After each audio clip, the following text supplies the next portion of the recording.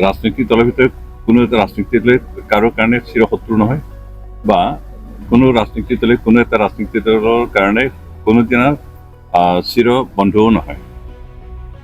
আৰু ক'বলৈ গ'লে আমাৰ U P P L B P এফৰ মাজত কোনো শত্ৰুতা নাই। আৰু বি পি এফে যদি আলোচনাৰ মাজত এটা মিলা প্ৰীতিৰ মাজত আহি যায়, সেইটোৱে পিছৰ পৰিৱেশ কেনেকুৱা হয় সেইটো পিছত দেখা।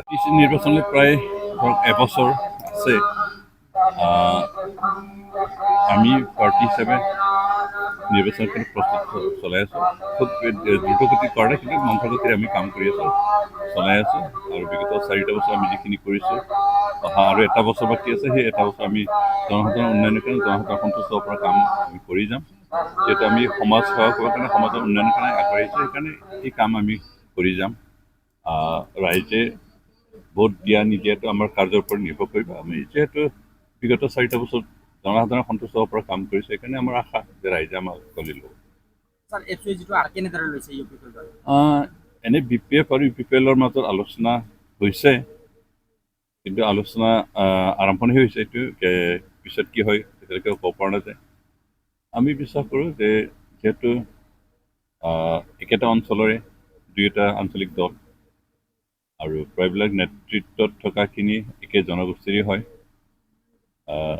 মিলা প্ৰীতিৰ মাজত কাম কৰিব পৰা পৰিৱেশ হ'লেতো ভালে আছিল। আমি আশা কৰোঁ তেনেকৈ এটা পৰিৱেশ হ'ব। কাৰণ ৰাজনৈতিক দলৰ ভিতৰত কোনো এটা ৰাজনৈতিক দলে কাৰো কাৰণে চিৰশত্ৰু নহয় বা কোনো ৰাজনৈতিক দলে কোনো এটা ৰাজনৈতিক দলৰ কাৰণে কোনোদিনা চিৰ বন্ধুও নহয়।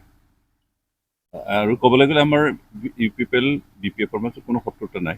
আদৰ্শৰ কিছু ডিফাৰেঞ্চ আছে, ইমানখিনিয়ে। সেইকাৰণে আশা কৰিছোঁ যে আলোচনা ফলপ্ৰসূ হওক আৰু অঞ্চলৰ উন্নয়নৰ কাৰণে আমি একেলগে কাম কৰা এটা পৰিৱেশ আমি বিচাৰোঁ। বিজেপি আৰু ইউ পি পি এল যোৱা নিৰ্বাচন আমি বেলেগ বেলেগকৈ খেলিছিলোঁ, একেলগে খেলা নাছিল। তাৰপিছত খেলাৰ পিছত যিহেতু 2টা ৰাজনীতি দল চৰকাৰ গঠন কৰা শক্তি নাপায়, সেইকাৰণে 2টা ৰাজনীতিক দলৰ মাজত এটা বুজাবুজিত আহিল যে কমন মিনিমাম প্ৰগ্ৰাম যিটো কাম কৰি 2টা ৰাজনীতিক দলৰ স্বাৰ্থ ব্যাঘাত নহয়, তেনেকৈ কাম কৰিবৰ কাৰণে লগ লাগি পেলাই চৰকাৰ গঠন কৰা হয়। অহা নিৰ্বাচনত হয়তো 2টা ৰাজনীতিক দলে বেলেগ বেলেগকৈ খেলিব পাৰে, তাৰ ডাঙৰ কথা নহয়। সেইকাৰণে তেনেকুৱা বেলেগ বেলেগ ৰাজনীতিক কি কয় বেলেগ বেলেগভাৱে নিৰ্বাচন খেলিলে এই 2টাৰ মাজত হাত মিলিব, তেনেকুৱা কথা নহয়। কিয়নো আমাৰ মুখ্যমন্ত্ৰী ডাঙৰীয়াই ঘোষণা কৰাৰ পিছতো আমি একেলগে চৰকাৰ চলাই আছোঁ। সেইকাৰণে আমাৰ মাজত তেনেকুৱা হাত মেলা নাই, শত্ৰুতাও হোৱা নাই। আমি এতিয়া একেলগে চৰকাৰ চলাইছোঁ, একেলগে আছোঁ। আৰু বি পি এফে যদি আলোচনাৰ মাজত এটা মিলা প্ৰীতিৰ মাজত আহি যায়, সেইটোৱে পিছৰ পৰিৱেশ কেনেকুৱা হয় সেইটো পিছত দেখা যাব।